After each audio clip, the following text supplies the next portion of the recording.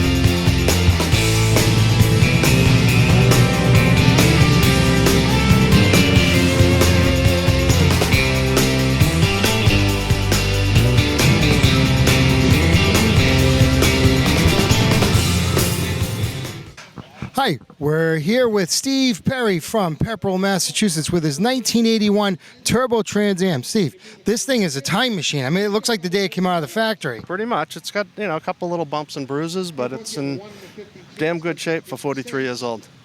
You're not kidding. Now, we were chatting a little bit before we went on camera, and you saw a lot of people come up to you and they say, is that factory stock? People really didn't realize that Pontiac was trying to make a big push with the turbos, even before Buick was trying. Right. Yeah, I think 80 was the first year they did a Turbo Trans Am, and 81 was the end of it. They only did it for 2 years. Yeah, it didn't sell very well, unfortunately, but and people don't realize. I mean, this was the model they used in Smokey and the Bandit 2, yeah. Right? The elephant one, right? So anyway, big Smokey and the Bandit fan here. Thank you. For sure. How long have you had it? Well, it's been in the family since 85. It was my wife's off to the side here. It was her dad's car. He bought it in 85, ran it a couple years, and then stored it.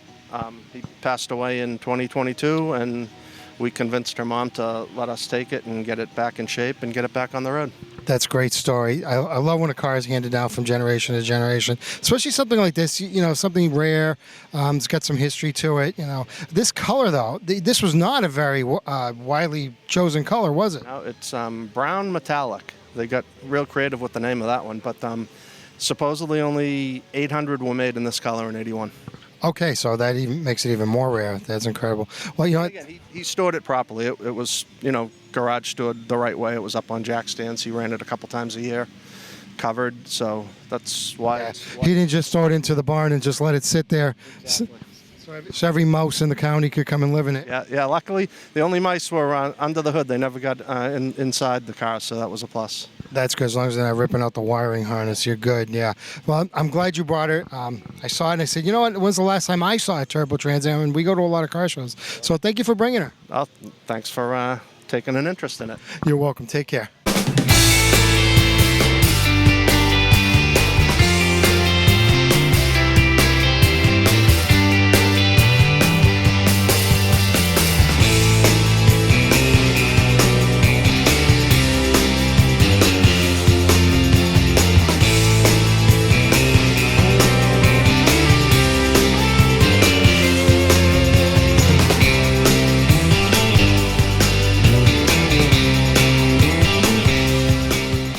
Hi, we're here with Randy Agnu from Katuitt, Massachusetts, down on the Cape. Quite a journey for you today.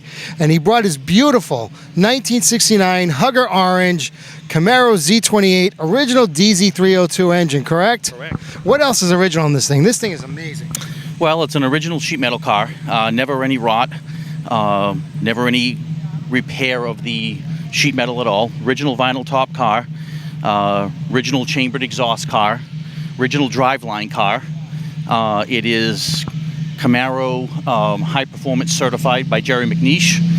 It is also legend certified gold status, scored 97.4%. Pretty special car, very nice. How long have you had this car? 8 weeks. 8 weeks? Amazing. You are one lucky man. Where did you find this? It took me a year to find it. I actually found it down at County Corvettes in Westchester, Pennsylvania. Wow. Wow. Okay. I got to ask. This is always the big question. Why this car?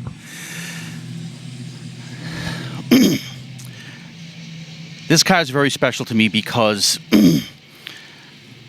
I lost my son 11 months ago. And he and I love Camaros, both of us. His favorite color was orange. And he was 24 years old. This car is a tribute to him. He never got to see it. He never got to drive it. But we were searching together. This finally came available, and I had to have it. So it's very special to me. It's a tribute to my 24-year-old son, Will. He's always going to be riding with you in this car. Thank you. I'm glad we stopped because that's a great story. It's a magnificent car. I wish you all the best, my friend. Thank you very much. Thank you. Have a great day. You too.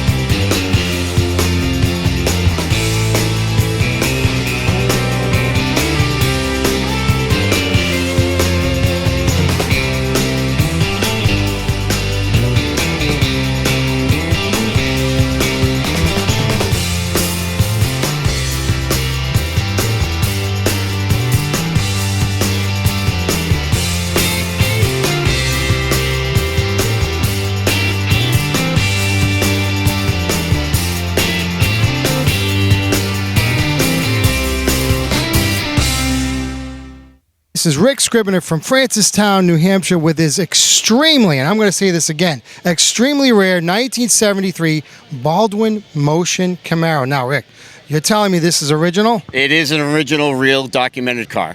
Is it really? How long have you had this thing? I've had it about almost 2 years now. Almost 2 years. Give me a little history. How many of these did they make? They made 12 of the Phase 3 454 Camaros in 1973. This is the very last one. The federal government came in and told them cease and desist. Yeah, of course not. Everybody's having too much fun, right? Exactly. Yeah.